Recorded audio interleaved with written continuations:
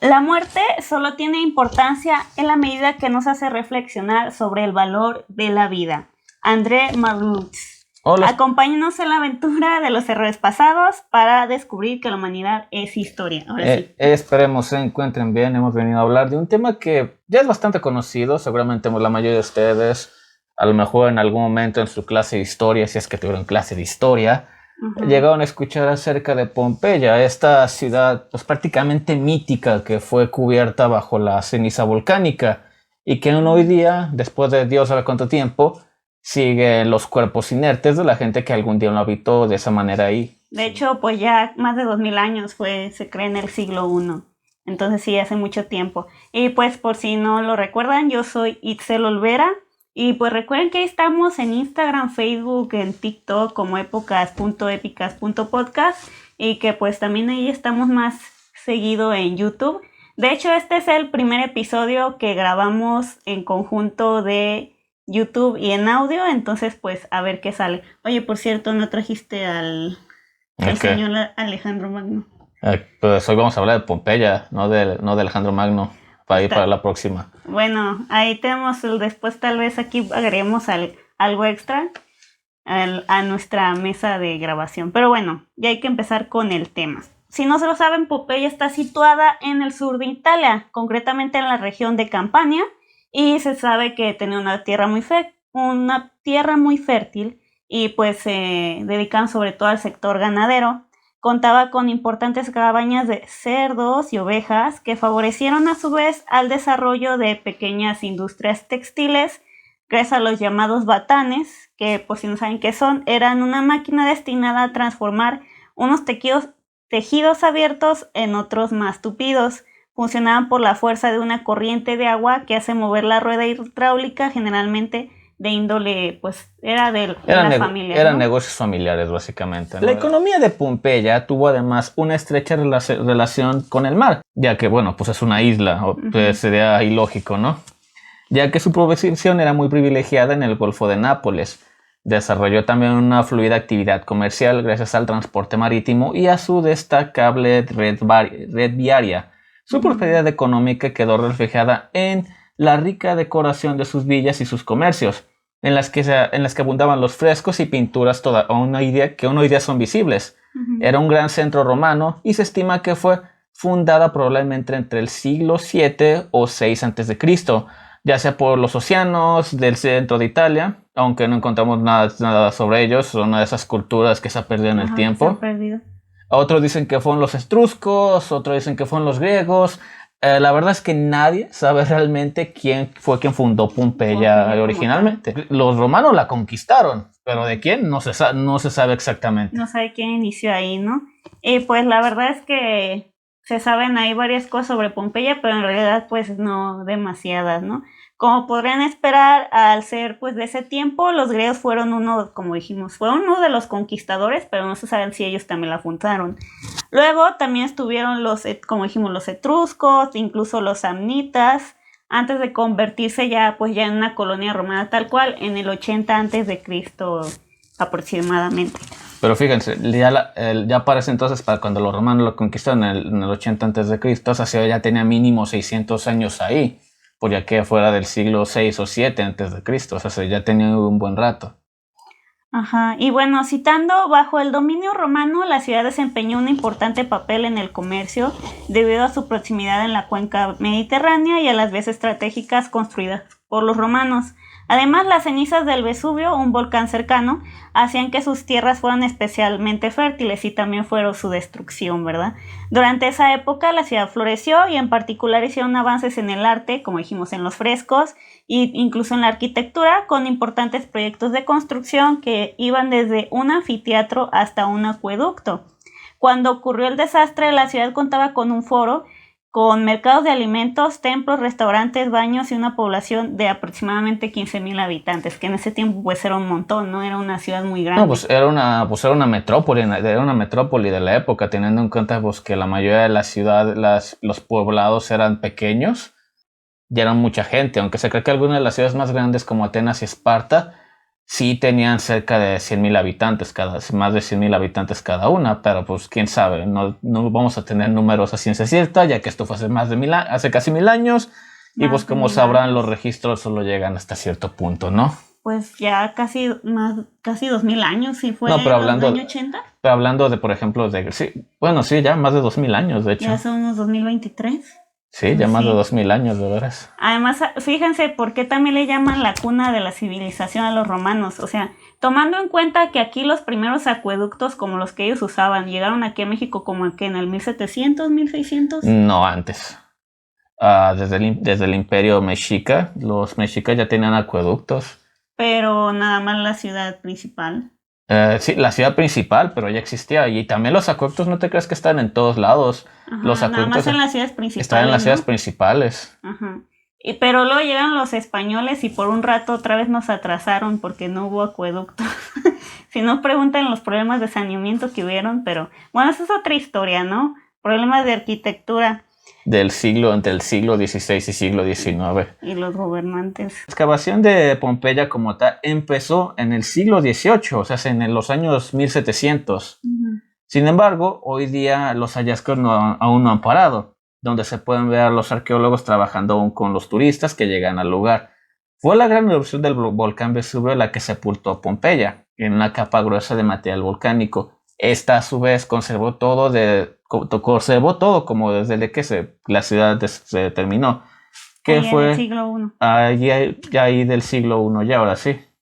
Y pues como dicen, recorrer sus calles pues cuentan es como ir pasando en ese tiempo, ¿no? Porque dicen que pues, se puede ver ya el anfiteatro, los gimnasios, las aguas termales, el templo de Isis o el de Apolo. Incluso hay tabernas, panaderías, lavanderías que se pueden aún encontrar ahí. También se encuentran, por ejemplo, también un lupanar, que pues si no saben, es lo equivalente a... Es un prostíbulo, un burdel. El cual pues aún se conservan sus camas de piedra, que pues lo siento por sus espaldas, y escenas pintadas en las paredes mostrando, pues ya saben, cosas explícitas del índole, ¿no? Era el siglo I, no esperas que tuvieras confort a la hora de ir a la cama. Si tu cama de piedra, a lo mucho le iban a poner pajita o algo encima para que no quedara tan duro con tu espalda. Beneficios de la época moderna, ¿no? En las ruinas se pueden visitar los llamados domus, que eran las casas de los ciudadanos nobles o de alto rango. Haciendo una cita, una de las más famosas es la Casa del Fauno, que recibe su nombre de una pequeña estatua de un fauno danzante que adornaba el impluvium, un estanque rectangular de poca profundidad que servía para recoger el agua de la lluvia. En esta casa también se encontró un mosaico que narra la batalla de Isos entre Alejandro Magno y el rey persa Darío III. Y pues como siempre, ya viste, ese señor sigue apareciendo. Estamos hablando de Pompeya y se las arregló para aparecer aquí. Uh-huh. Y pues ese mosaico dicen que se encuentra, que es una réplica, ya que el original pues está en el Museo Arqueológico de Nápoles, ¿no? Para conservarlo mejor. Una de las casas más reconocidas es la llamada Villa de los Misterios, situada en las afueras de la ciudad. Es una casa de campo donde hay paredes decoradas con frescos muy bien conservados. Pero pues sin duda cualquier viajero que se adentre en Pompeya debe detenerse a contemplar el foro, el centro de la ciudad civil, religiosa y comercial de esta urbe romana, donde se encuentran los restos de lo que un día fue el templo de Júpiter o Zeus para los griegos. Y en algunos de los edificios del foro se pueden contemplar los calcos de varias de las víctimas de la erupción realizadas con yeso. Acerca de estos calcos, el arqueólogo Laurent Alapont, creo que es francés el tipo, pero pues no lo sabemos. No tengo idea. Nos explica en una de nuestras fuentes cómo se hicieron estas copias. Citando, las personas, los animales y las plantas quedaron cubiertos de ceniza. Con la lluvia, el fango y la ceniza se creó una especie de arcilla que se endureció con el calor de la lava que la cubrió de manera posterior. Una vez que la materia orgánica se descompuso, quedó en este material un espacio vacío con la forma de los seres que estuvieron allí sepultados. O sea, pues les hicieron un relleno, ¿no? Para que quedaran ahí. Ya fue en el siglo XIX que el líder de excavación de ese entonces, el señor Giuseppe Fiorelli, ese sí, obviamente ¿Eso suena que es italiano? Pues se le ocurrió la idea genial de rellenar ese espacio con yeso. Después ya fue retirada la arcilla que cubría el yeso. Ya se obtuvo un negativo de cada imagen de la impresión de la persona, ¿no? El animal o incluso las plantas. Por lo tanto, Alapón aclara que en el interior de los calcos están los esqueletos de las personas, de los animales o los restos orgánicos de las plantas. O sea, le pusieron yeso adentro para que se mantuviera y luego le pusieron arcilla para tener como una copia de estos restos, ¿no? El estudio de estos ha agregado más detalles sobre la vida de estas personas, gracias a los estudios antropológicos en los dientes y huesos, por dar un ejemplo. Sabe el hecho de que comían muchas gachas de miel, ya que presentaban caries, aunque seguramente esto viene también que no conocían todos los métodos para lavarse los dientes. Ya saben, hoy en día hay gente que no lo hace, y pues estamos en el siglo XXI, así que ¿qué podemos esperar de la gente hace más de 2000 años? Sí, ya estamos hablando de tiempos en los que no tenían comidas procesadas, ¿no? Así que para aún así desarrollar caries, pues también te hablaba de que pues, una pobre alimentación. Sí, muy pocos tenían una alimentación variada, ¿no? Entonces, si era parte de su alimentación normal estas gachas o miel o las dos combinadas, pues imagínense. Es que probablemente si eras una persona de bajos recursos ibas a comer lo que más te da energía. No sabías si era malo para tu salud, pero era lo que te llenaba más. Sí. Al igual que muchos tenían enfermedades atróficas derivadas de una actividad física continua, lo que concluye que eran trabajadores, ya saben, esa gente que está en la construcción y demás. Ajá. También está el hecho de que la mayoría eran personas mayores, niños pequeños y mujeres, incluyendo mujeres embarazadas. Todos ellos con patologías en las rodillas u otras enfermedades que sin duda les impedían prácticamente, quienes tenían dificultades físicas fallecieron esperando a que aquello fuese solo un terremoto. Sin duda, no saben nada de la catástrofe real que les iba a caer, ¿no? Uh-huh. Los casos también mencionan cómo murieron. Por ejemplo, el Herculano. La otra ciudad afectada. Las personas murieron de forma instantánea debido a las altas temperaturas, mientras que los pompeyanos tuvieron un final diferente. O sea, se fue similar a lo que sería una bomba atómica, ¿no? O sea, no los mató la explosión en sí, sino toda la onda calorífica. Ajá. O sea, cuando estamos hablando de explosión volcánica, pues creo que en algún momento mencionamos que algo así como entre 300 y 600 grados centígrados. No voy a mencionar grados Fahrenheit porque los únicos que los utilizan son los estadounidenses y no les voy a dar el gusto de hacer la conversión. No, conviértanlos. Y bueno, muchos lo hicieron a causa de la PI, que probablemente asfixia al quedar sepultados en el caso de los pompeyanos. Otros se asfixiaron debido a los gases tóxicos y también hubo muchos fallecidos por el derrumbe de los edificios y por impactos después de las rocas, ¿no? Finalmente, los que sobrevivieron a estas circunstancias pues ya murieron por una hora piroclástica de temperaturas altísimas, como dijimos, que provocó la evaporación instantánea de los líquidos del cuerpo. Tal vez es una muerte instantánea, pero sin duda no es una muerte tranquila, ¿verdad? Eso es lo que describen los arqueólogos. Ahora, ¿y cuándo sepultó el Vesubio la ciudad de Pompeya? Uno de los últimos descubrimientos importantes es donde se obtuvo la fecha, pues ahora sí, lo más exacta que se puede tener, ya que recuerden una vez más, esto fue hace más de 2000 años. O sea, cualquier fecha que podamos dar es un estimado, no es algo exacto. Y proviene de una inscripción que fue realizada en carbón sobre la pared de una de las habitaciones de una casa recientemente desenterrada, la que estaba siendo reformada en el momento de la erupción. La inscripción tiene fecha del 16º día antes de las calendas de noviembre, lo que corresponde al 17 de octubre. Está el hecho de que fue hecha con un material deleble, como era el carbón, que no duraba mucho tiempo. Consideraron que no habría durado más de una semana, con la hipótesis de que todo sucedió un 24 de octubre del año 79 después de Cristo, y no el 24 de agosto de ese año, como se creyó durante mucho tiempo. O sea, estaban equivocados por 2 meses. Como por 2 meses. Y pues aunque antes ya se dudaba, hay artículos escritos por investigadores y publicados hace más de 5 años que muestran varios indicios de este sentido. Por ejemplo, los ropajes que llevaban las víctimas eran pues ya por el abrigo, no de verano. Además, los bodegones que estaban siendo pintados en aquel momento representaban frutos de otoño. Incluso había aparecido algunas monedas acuñadas después de agosto de ese año. Entonces, pues yo digo, si ya habían encontrado monedas ahí en el lugar que habían sido acuñadas después de agosto, creo que desde hace mucho pudieron haber concluido que no fue en agosto, ¿verdad? Esto pues lo detalla el señor Alapón. Él, por cierto, es profesor de la Universidad Europea de Valencia, España. Es español. y especialista en arqueología funeraria. Bueno, podría ser francés, acuérdate que está muy cerca. Ajá, trabaja ahí. No sabemos, tal vez solo sus papás son franceses o tal vez sí es español completamente. Aunque se han llevado ya muchas investigaciones y se sabe mucho más de que hace 2 siglos Pompeya, la gran parte de Pompeya sigue estando enterrada. Se ha excavado aproximadamente un 60%, por lo que nos deja un 40% por excavar, que no es poca cosa. Ya que es posible que nunca se haga. Pues en Pompeya hay muchos problemas de conservación, ya que ese 60% es muy grande. Y pues dicen que lo interesante con respecto a las excavaciones del lugar es que ya la mayoría de la ciudad necesita una reexcavación en las zonas que ya intervinieron, para obtener más información que no se consiguió antes por tecnología, ¿no? Y con la investigación de las zonas ya excavadas habría trabajo para por menos 50 años más, es lo que dicen los arqueólogos. Por cierto, hasta ahora pues se pensaba que los moldes explicaban la agonía de los pompeyanos por asfixia, pero recientemente se descubrió que su muerte fue distinta a los de Herculano, que recuerden era la otra ciudad afectada.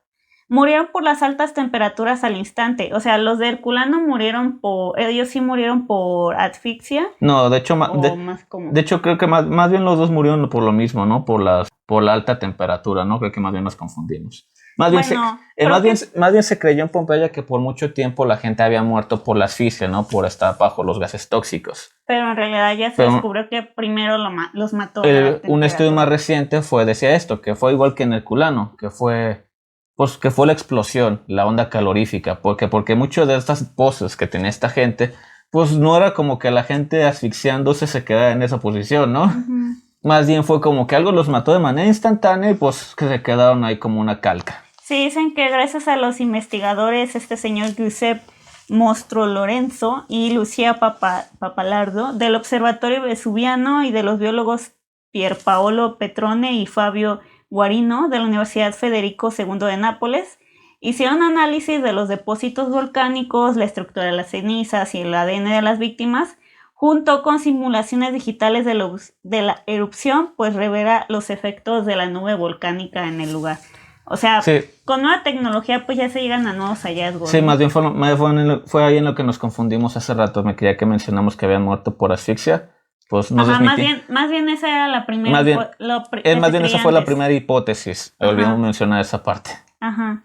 Y ahí citando, perdieron la vida al instante por exposición a altas temperaturas de entre 300 y 600 grados centígrados. Esto afirma Mastro Lorenzo, uno de los autores del estudio. Los resultados sobre los efectos térmicos y mecánicos de aquella catástrofe sugieren que el riesgo asociado a una posible erupción futura al vacío podría ser de dimensiones mucho mayores a las previstas hasta ahora por los especialistas por protección civil, y por ese motivo es urgente una drástica modificación del actual plan de emergencia. Ahora, una cosa curiosa acerca del volcán, no recuerdo, si mal no recuerdo, al principio el Vesubio ni siquiera era un volcán, era una montaña que estalló.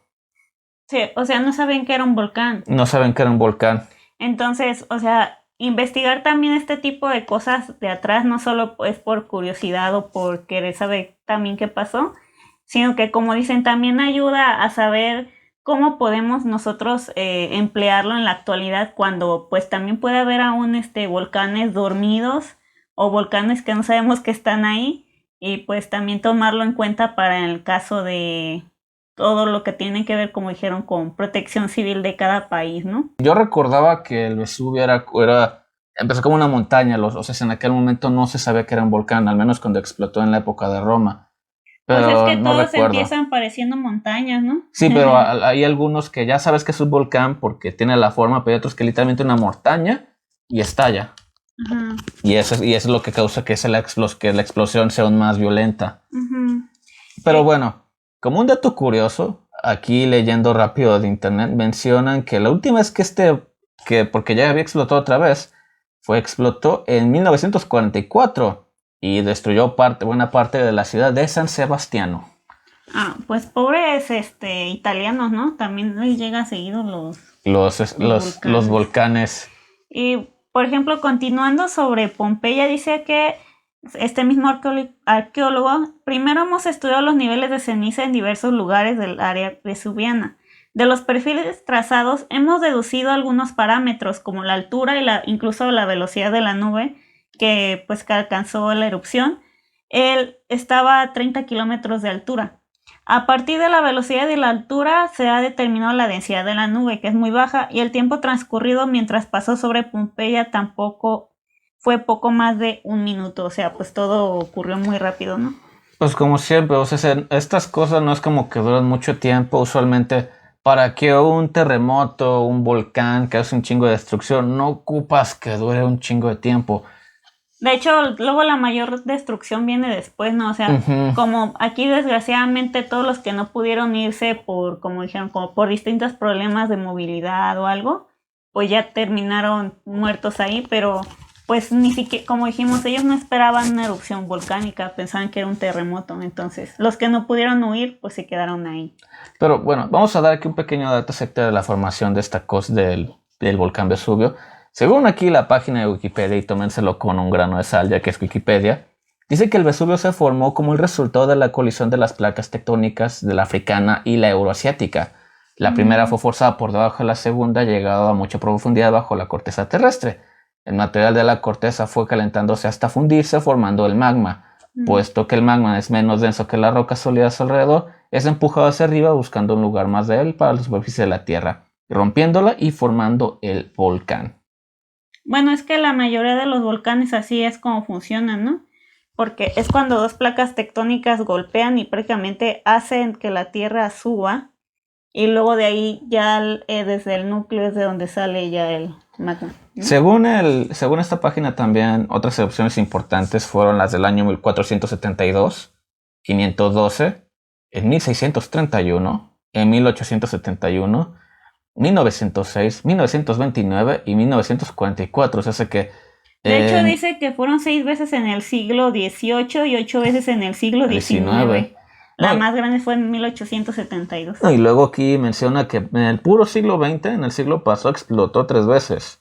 Ajá, y ya desde el 44 ya no ha habido por fin. Pero pues quién sabe. O sea, el volcán inactivo no está. Ajá. Esa cosa ahí sigue. Y aunque haya pasado ya casi un siglo desde su última explosión, eso no impide que esa madre vuelva a explotar. Es un volcán, a él no le importa.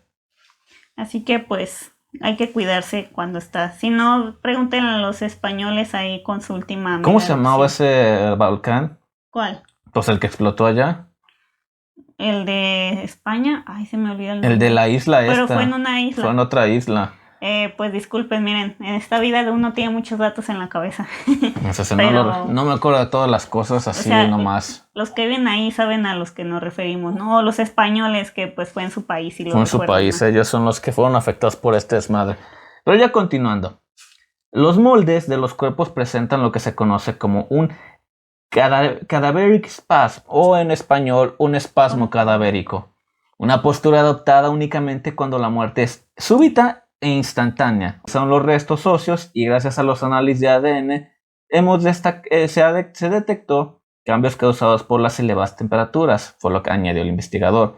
En el laboratorio hemos sometido fragmentos óseos a niveles cada vez más elevados de temperatura y hemos observado las modificaciones que se producían en estos fragmentos, se han comparado y posteriormente con los restos de la víctimas de Pompeya y hemos concluido que en aquella ciudad los cuerpos fueron expuestos a una temperatura de entre los 300 grados centígrados y en Herculano se llegaron hasta los 600. O sea, Pompeya se volvió la ciudad como legendaria porque todavía está ahí en pie, pero en Herculano les pegó más duro el pinche calor. Sí, también los piroclásticos, los primeros, entonces pues ahí fue tantito peor. Yo creo que por eso Herculano no se acuerda de nadie de ella porque quedó vaporizada. Sí, no se pudo conservar como Pompeya, ¿no? Y pues ya yendo a la última parte de esta información, dicen que ni siquiera el tiempo del paso de la nube que no pasaban entre 1 y 2 minutos entre cada nube, puede asociarse a una muerte por asfixia que requiere un tiempo más largo. Como técnicamente fue muy corto, no lo pueden decir que fue asfixia. Por lo tanto, aquellas posturas de los cuerpos de las víctimas que durante muchos años se consideraban la expresión de una larga agonía, son en realidad la prueba de una muerte instantánea por la temperatura muy elevada. La investigación, por ejemplo, titulada Lethal Thermal Impact and Periphery of Pyroclastic Sewers, A ver. Está muy largo ese Little nombre. tumor impact at periphery of pyroclastic surges. Evidences at Pompeii. Impacto térmico letal del no sé qué es de los piroclásticos sugiere la impacto termal letal en la periferia de las que no me acuerdo qué significa surges en español. Bueno, así se llama. De las ondas piroclásticas en las periferias de Pompeya. Publicó en la revista científica PLOS ONE o PLOS ONE. PLOS ONE de Stefania Matorelli o Matorelli o Matorelli, como se pronuncia en italiano. En italiano, pues ahí mira, indispensen, uno, ni que no somos megapolíglotas, pero se hace lo que se puede. Y pues la verdad no hay mucho más que hayamos encontrado sobre Pompeya. Yo traté de encontrar de la ciudad, pero de la ciudad en sí, antes de que pasara la tragedia, de tratar de investigar un poco más de cómo se veía la vida. Ahora sí que quién la fundó, pero ya vieron que en los artículos pues todos mencionaban que no saben si fueron los griegos, los etruscos, los osenios, o sea, nadie sabe a ciencia cierta quién carajos fundó la ciudad. Además, aunque estuvo ahí por siglos, pues hay que destacar que Pompeya sucedió esto en el tiempo en el que aún no había tantos registros como se conocen ya más tarde en la historia, ¿no? O en el caso de los romanos que a veces activamente los destruían. O tal vez también fue parte de los registros que también tenían Alejandría. Miren, también se habrá perdido algo de Pompeya porque está escrito que, aunque algunos hablar sobre la biblioteca de Alejandría, pues ahí tenemos también un video para que se pasen a checarlo, incluso ahí en YouTube. Pero pues igual se pudo haber perdido ahí con los años, ¿no? Como dijimos, no son como hoy en día que sí se intenta llevar registros de todo, ¿no? Porque también es más fácil poner en 1 terabyte un montón de información que antes, imagínense, ¿no? Todo el espacio que se necesitaba para guardarlo físicamente. Sí, hoy día, pues, si nomás estás metiendo archivos de texto, puedes... ¿Cuántos archivos de texto no metes en 1 terabyte? Uh-huh. Ya no mencionemos en las grandes computadoras del gobierno y demás, que ya no trabajan ya no trabajan ni siquiera en teras, trabajan por petas o incluso los llamados teraflops. Sí, así, o sea, es un nivel incalculable de almacenamiento. ¿No? Las ventajas de la tecnología de hoy en día. Y pues antes de irnos, pues ya queremos agradecer a los 330 suscriptores ahí en YouTube. Pues ya estamos cada vez más cerca del 500,000, entonces pues esperemos llegar pronto. Suena poco, pero para nosotros es mucho, así que pues gracias. Gracias por escucharnos, por compartirnos y todo. Y pues ya saben, ¿no? No es que aquí no nos sentimos sabiondos ni nada. Sabemos que somos aquí un par de personas. Esto es principalmente por diversión. Esto es principalmente por diversión. Si ustedes nos utilizan como cita y estamos mal, yo nunca dije que estuviera completamente en lo correcto. Pues ahí siempre ponemos nuestras bibliografías por lo mismo. Entonces, igual si tienen fuentes que refuten lo contrario, pues pásennoslas, por pueden favor compartir sin problema, ¿verdad? Y pues también ahí vamos a dar un saludo a nuestro mayor número de escuchas que está en España. Pues sí, gracias por señor eBooks. Luego son los de México, Estados Unidos también, Argentina ahora también está en nuestro top, hace mucho que no aparecía. Hola. Los señores de Bélgica siempre están en nuestro top 5, entonces pues muchas gracias a las personitas de Bélgica que nos escuchan. No sé cómo nos descubrieron allá, pero pues muchas gracias. Ajá, también llegamos a Australia, aparentemente, a Chile, Colombia, y miren, un nuevo Japón, también nunca los había visto por aquí, ya llegamos a Asia.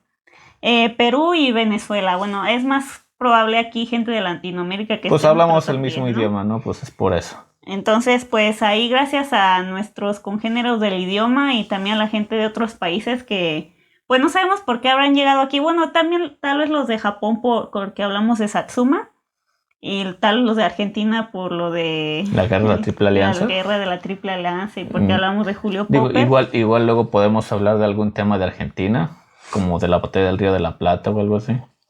Sí, entonces, pues muchas gracias y... síganos ahí compartiendo, dando like y todo lo gratuito que puedan hacer por nosotros.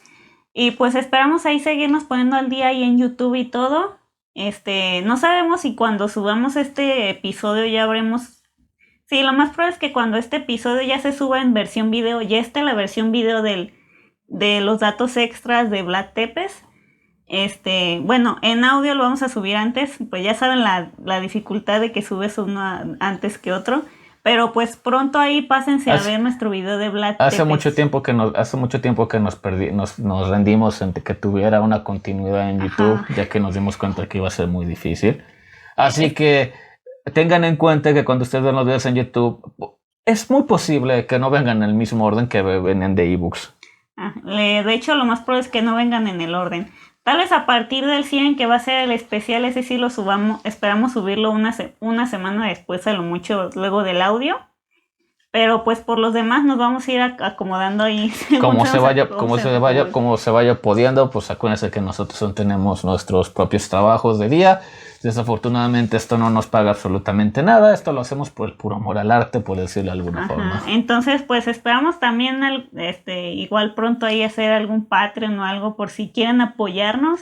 Ahí para mejorar igual nuestro equipo, nuestro set, porque aquí miren, ustedes no lo ven, pero el espacio es muy pequeño donde estamos. Entonces, igual pues ya saben, si solo quieren donar para que nos compremos un buen libro, entonces, y hablar de algún tema, pues o para que nos vayamos a comprar la cena.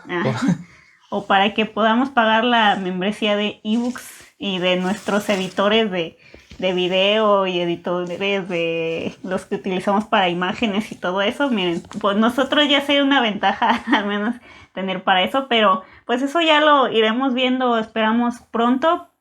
Y pues nada, sigan ahí compartiendo, dando su like y todo lo gratis que puedan hacer. Y nos escuchamos en el episodio 100, que por fin vamos a llegar al señor Alejandro. Solo nos tomó 100 episodios y casi 3 años. 2 años y medio. Entonces, pero miren, tarde, pero sin sueño vamos a hablar de este señor. Yo creo que esa llegaría la próxima semana. No vamos a decir cuándo, pero... Así que, pues, hasta luego. Muchas gracias. Adiós.